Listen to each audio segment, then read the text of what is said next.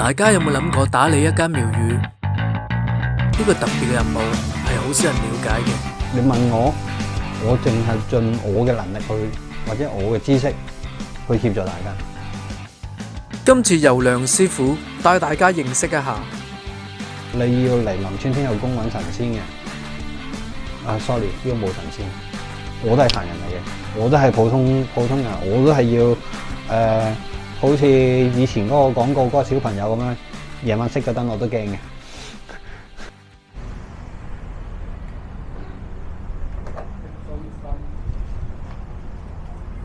師傅你好。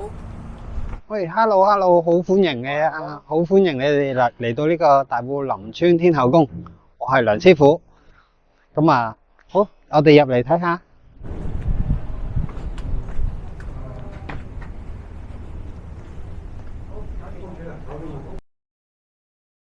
打理一間過百年嘅廟宇，究竟係乜嘢嘅任務呢？喺我未嚟呢個林村天后廟之前咧，我自己本身就係一個法科嘅弟子嚟嘅。當時咧，我自己就係屯門嘅某一個位置啦。咁啊，跟住咧，我屋企嘅樓下咧就有一間好細嘅天后廟，唔夠300尺嘅，成間廟喎講緊。我每一日出去嘅返工啊嘅時間咧，我都會去嗰間天后廟度裝香，主要都係講你好啊，早晨啊，今日裝住香上去，或者係今日我要去邊度啊？咁啊希望天后娘你又保佑我啊！咁啊，又裝住香上去。其實每一日都係咁樣。打招呼係真係純粹打招呼，甚至乎大部分時間真係就咁樣入去間廟入邊，攞3支香，跟住裝咗之後，你好啊，天后娘啊，我出去啦咁啊，即係純粹真係咁樣嘅。呢個咁特別嘅位置，咁特別嘅職位，究竟喺咩機緣巧合之下可以成為天后宮嘅師傅呢？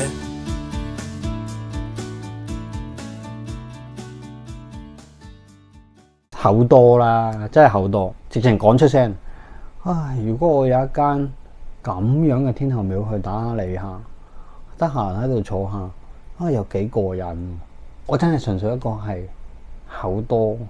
就其實就唔記得咗啦呢件事。幾個月之後咧，無啦啦咁講少少科幻啲嘅故事俾大家聽。咁啊喺有2晚瞓覺啦，咁啊發夢嘅時間咧，但係有好多嘅神就走咗嚟我夢度，就咁樣同我拍我膊頭。做啦，淨係同我講做啦。記得我第一次醒嘅時候係望一望個錶，4點幾，咁啊食啲嘢，咁啊再瞓，一瞓又係，總之好多唔同嘅神就走嚟，個個都係噶，做啦，放心啦，做啦，做咩嘢啊？即係我自己喺個意識入邊都諗緊做乜嘢。第2晚又係咁。連續出現咗2晚嘅呢件事。我之前嘅工作咧就係去教呢個奇門遁甲嘅，同我自己嘅學生喺度講，瞓得好差，因為琴晚咧呢2晚發夢咧就係咁啊會有幾十個神咁啊走嚟不停同我講做，跟住學生都唔明究竟師傅佢哋叫你做咩啊？我都唔知喎。過咗大概1個月左右啦，咁啊。我師傅就無啦啦就同我講，你同我落去管理是但間廟啊？我話咩廟啊？天后廟啦。我話咩天后廟？遲啲話俾你知啦。咁啊，即係一路都冇講俾我聽，譬如話嗰陣時係月頭咁樣同我講咁樣，我自己心目中亦都係諗，就算我係識一啲廟宇嘅嘢，都唔係咁容易可以去管理一間廟。咁啊，何況我唔識嘅。大概月尾左右嘅時間啦，我師傅佢無啦啦同我話，下個月1號你就去呢間廟度管理噶啦。咁啊係呢一間噶啦，林村天后宮。我話林村天后宮，我相信係有幾大挑戰嚟呢個。點解會係幾大挑戰呢？我完全乜都唔知嘅情況之下，砰一聲嚟咗呢度。當我再上堂同學生傾偈嘅時間咧，再講翻呢件事，突然間有一個同學佢先講翻啦，咦，師傅會會唔會係因為你啲神就叫你做就係做呢樣嘢咧？佢突然間提醒翻我真係完全唔記得咗呢件事。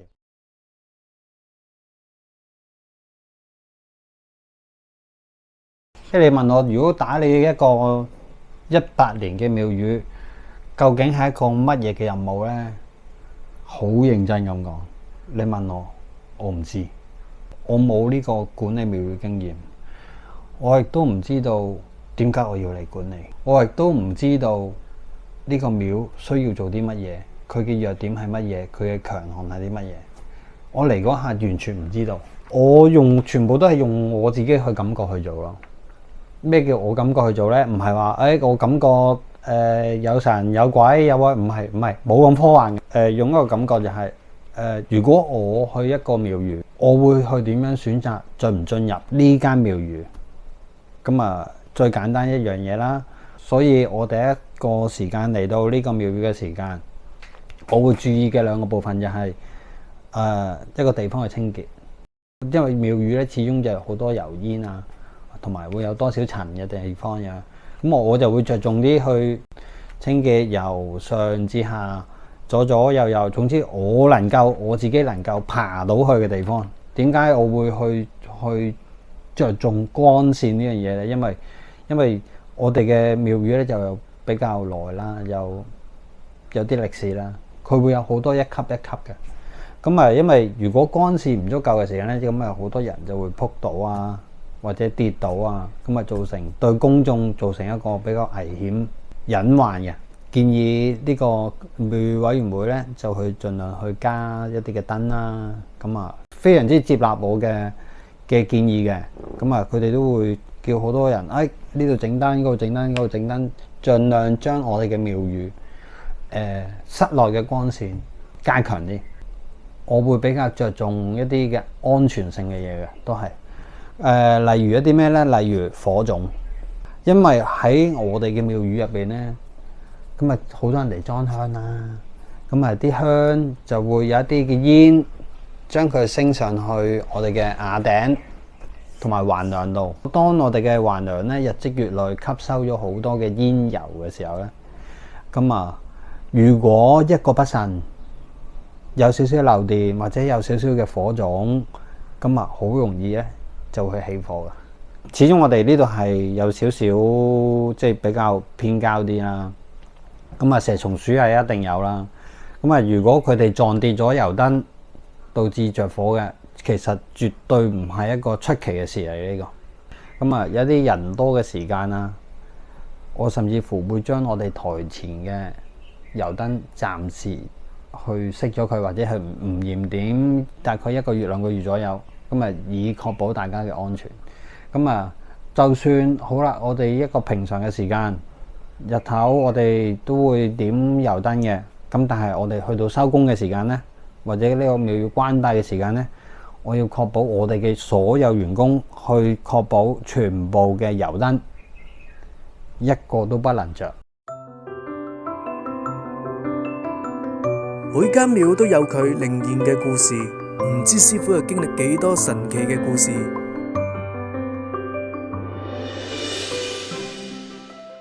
靈驗事件啊，靈驗事件最多就係大部分都處理到喎，即係呢一個真係天后娘娘幫助大家，扶持大家，亦都係天后娘娘亦都係扶持我，呢個亦都係好多謝嘅呢件事。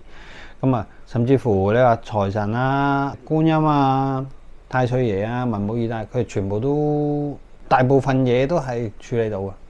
咁啊，當然啦，如果你唔係一啲咩作奸犯科嘅事，佢哋都會幫嘅。最記得最特別嘅一個就係喺美國啊，喺美國嘅一個女仔啦，一個女孩啦。咁啊，佢媽咪就喺香港，就無啦啦就有一天就嚟到我哋嘅天后宮。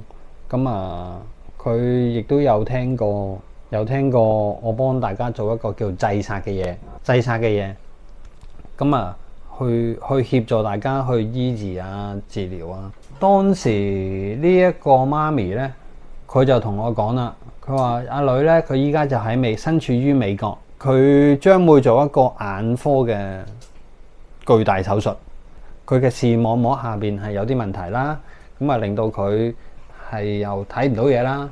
咁啊，就算做呢一個手術都好，係唔知有幾多成係會好翻嘅。嗰個成數一定係少嘅。嚟到之後，好啦，咁啊師傅求下你幫咗我，唔使求，唔使求，真係唔使求。咁啊，唔係話我唔幫你，而係我覺得我能夠做到嘅，我一定做。係啊，咁啊好啦，咁啊照幫佢做啦。做完之後一個禮拜之後，個醫生同佢講，佢個女唔需要做呢個手術。我心諗點啊？係咪真係冇希望唔使做？佢話唔係喎，我話佢唔知自己點解有自我修復咁樣。暫時呢個係偏向好嘅反應。我嚇，我完全即係喺我心目中完全唔科學啊呢件事。咁但係喺呢啲事咧，我相信我喺呢個廟宇入邊做咧，嗰個靈驗度係即係都幾高啊，真係幾高啊。咁啊呢個好明顯就係天有良良扶持，眾位神明嘅扶持，咁啊去幫我做呢件事。呢個唔係我叻，係佢哋叻，真嘅。呢個係佢哋叻。你係一個中介，神靈係啊，一個中介。係啊，我唔係神仙啊。喂，如果佢話俾你聽，一定得啦，一定冇可能啦，一定搞得掂啦。呢個你真係要掹住佢，快啲俾錢佢。真嘅，神仙嚟嘅呢個。係啊，但係如果你要嚟林村天后宮揾神仙嘅，sorry， 呢個冇神仙，我都係凡人嚟嘅，我都係普通人，我都係要好似以前嗰個廣告嗰個小朋友咁樣，夜晚熄咗燈我都驚嘅。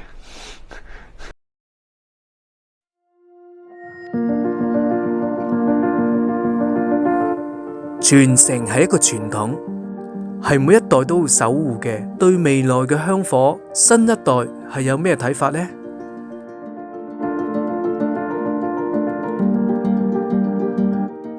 感受到咧，嚟拜神嘅信眾啊，佢哋其實會有一個團層，年長嘅，咁啊，佢哋成日會拜神啦。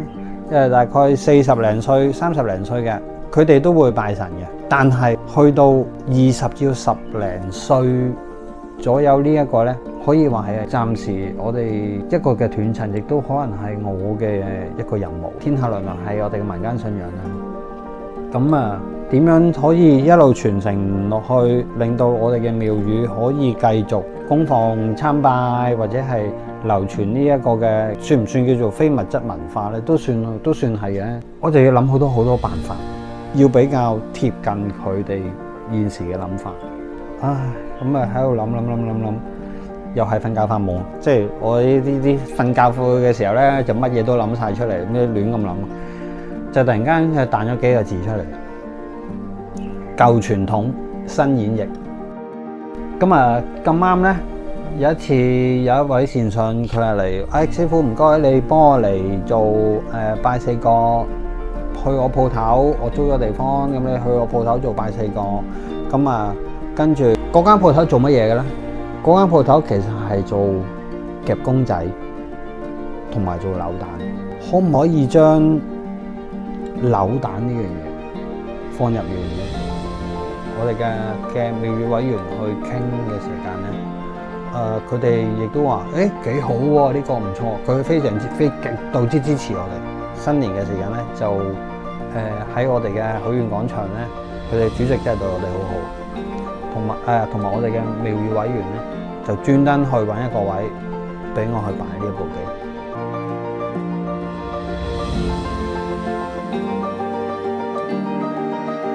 就會明白到啦，我再唔係一個清潔工人，真嘅，